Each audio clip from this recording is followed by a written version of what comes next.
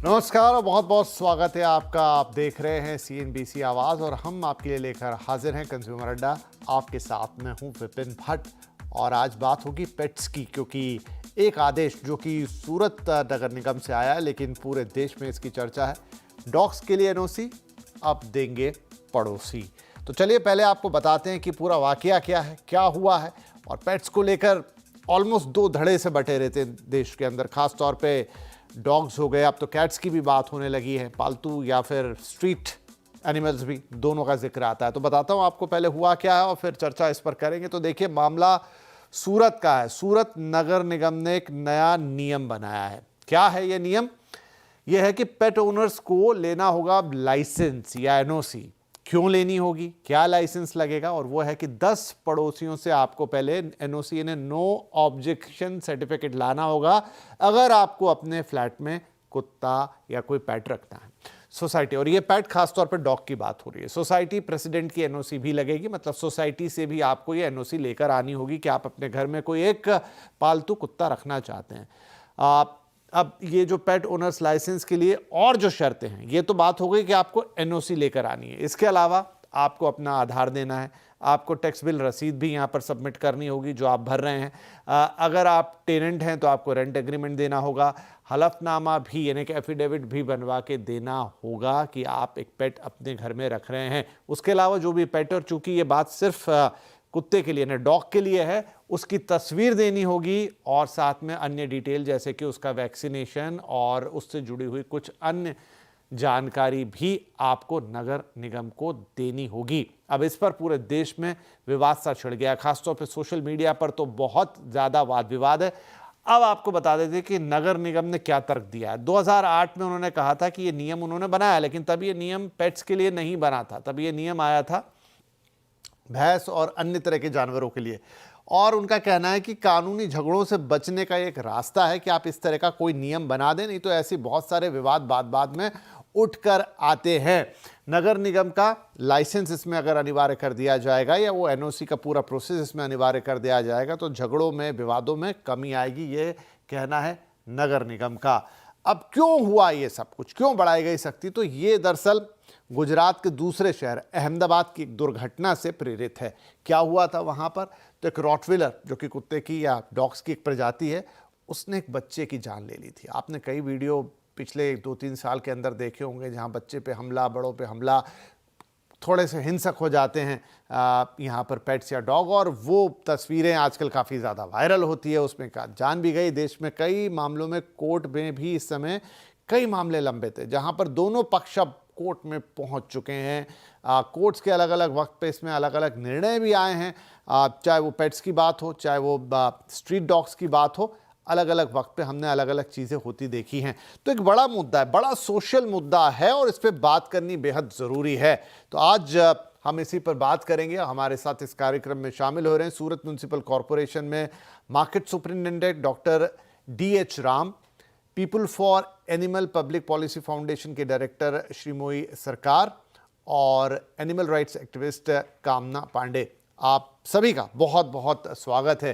तो डॉक्टर राम, शुरुआत में आपसे करता हूं। वैसे तो हमने दर्शकों को कारण बताया कि क्यों ये नियम आया है, लेकिन फिर भी हम आपसे समझना चाहेंगे कि क्या ज़रूरत पड़ी। सूरत एक बड़ा शहर है, वहाँ पर सोसाइटी कल्चर भी है, इंडिविजुअल घरों में भी लोग रहते हैं।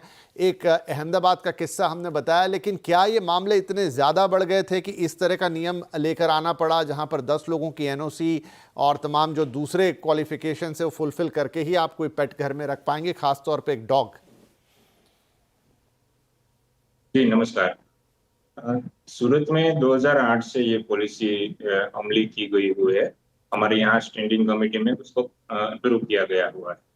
पहले ये नियम ऐसा नहीं था, पर अहमदाबाद की जो घटना बनी है, जो बच्ची की जो मौत हुई है, उसमें से संज्ञान लेके हमने ये नियम बनाया हुआ, जिसमें जो सोसाइटी है उसमें से हम NOC लेते हैं और जो अपार्टमेंट है तो उसके जो प्रमुख है उसका NOC लेते हैं। जी, तो डॉक्टर राम, ये आप कह रहे पुराना नियम है, लेकिन 10 लोगों की NOC मिलना हमें लगता नहीं है कोई इतना आसान काम होगा, और उस पर सोसाइटी की भी। क्या इस तरह के रजिस्ट्रेशंस की संख्या आपके पास बढ़ी है, घटी है? अगर आप कोई नंबर आप हमसे शेयर कर पाएं। वो एनओसी से क्या है कि उसमें सोसाइटी के आसपास रहने वाले हैं उसको पता चलेगा कि उसके पेरेंट्स के बच्चों को पता चलेगा कि यहाँ पे पेट ओनर है, उसके पास पेट है, तो हमें कैसे सुरक्षित रहना है। अपार्टमेंट है तो उसके प्रमुख को भी पता चलेगा कि हमारे अपार्टमेंट में यहाँ पे इतने इतने लोगों के पास डॉग है, तो उसके पेरेंट्स को भी वो समझा पाएंगे कि आपको बच्चों को ख्याल रखना, और पेट ओनर को भी वो बता पाएंगे कि आपके पेट का ध्यान रखना इस बच्चों से। ये हमारा जी इसमें उद्देश्य राइट तात्पर्य श्री है। जी श्रीमोई, तो ये जो कानून लेकर आए हैं सूरत नगर निगम, और जब हम इसके बारे में पढ़ रहे थे तो हमने देखा कि इस तरह का कुछ कानून उत्तराखंड में भी पहले आ चुका है, शायद 2-1 साल पहले, जहां पर इस तरह से एक नियम बनाया गया था। कितना प्रैक्टिकल या अप्रोचेबल है ये नियम? इससे क्या वास्तव में जो अहमदाबाद की घटनाएं या और कई घटनाएं आजकल तो काफ़ी ज़्यादा सुनने को मिलती है, उन्हें हम रोक पाएंगे, एक बैलेंस बिठा पाएंगे? इन दिनों तो सोसाइटी दो धड़ों में बटी हुई सी, और ये मतलब अब कोई छुपाने वाली बात नहीं, जहां एक तरफ पेट लवर्स हैं, या कह लीजिए कि उनके लिए उनके मन में एक अलग संवेदना है, तो ऐसा भी एक पूरा धड़ा है जहां पर उनके अपने कारण हैं कि वो इस पूरी चीज़ को पसंद नहीं करते। जी, मैं दो चीज बताना चाहूंगी। एक तो ये कम्प्लीटली इम्प्रैक्टिकल है। ये सिर्फ उत्तराखंड में ही नहीं, कोची में भी 2015 को ऐसी एक एनओसी की बात छिड़ी थी। उसको वापस लिया गया बिकॉज इट्स कम्प्लीटली इम्प्रैक्टिकल। आप ही सोच लीजिए, अगर मुझे 10 एनओसी लाना है तो मेरे नेबर्स मेरे को बोल सकते हैं मेरे को ब्राइब दीजिए, या कोई डिस्प्यूट है उस पे बोल सकते हैं, या सपोज मैं रेंट पे रहती हूँ, मैंने 10 एनओसी ले लिया, उसके बाद मैं दूसरी जगह पे रेंट पे गई, तो क्या मुझे फिर से 10 लोगों से, नेबर्स से एनओसी लेनी पड़ेगी? या मैंने 10 लोगों से एनओसी ले लिया, फिर वो उसमें से 5 लोग सोसाइटी से चले गए, फिर क्या मुझे फिर 5 लोगों से एनओसी लेनी पड़ेगी? और इम्प्रैक्टिकल, और अगर ऐसी कोई लॉ आती है, जो प्रॉब्लम होती है वो है कि लोग छुपाने लगेंगे कि मेरे पास कुत्ते हैं, उससे रेबीज बढ़ेगा, उससे या तो अबेंडन कर देंगे अपने कुत्तों को, उससे स्ट्रीट डॉग की पॉपुलेशन में वृद्धि होगी। जो म्युनिसिपल कॉर्पोरेशन का इट्स देयर मैंडेट कि वो कंट्रोल करे। और इम्प्रैक्टिकलिटी को भी अगर छोड़ देते हैं, दिस इज कंप्लीटली इलीगल।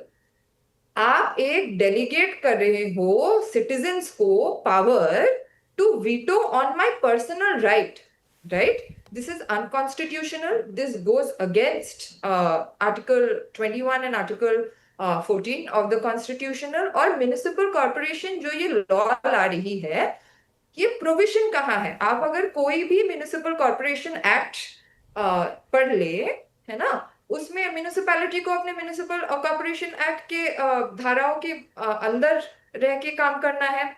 कोई भी म्युनिसिपल कॉर्पोरेशन एक्ट ये नहीं बता सकती है कि मेरे को एनओसी चाहिए on my private property and my private right. Dogs के बारे में म्युनिसिपल कॉर्पोरेशन एक्ट क्या बोलती है कि आप रजिस्टर कर सकते हो, registration of dogs is allowed.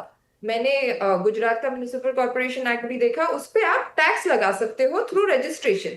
जी इतनी ही पेट डॉग्स पे इतना ही पावर है जिसके अंदर रह के म्युनिसिपल कॉर्पोरेशंस को काम करना है। तो ये तो not only is it ultra vires to the constitution, it's also ultra vires to the parent act, and it's also against the spirit of PCA act, है ना, जो स्पेशल ठीक है, लॉ गॉट योर है। Point ma'am, got your point. मैं कामना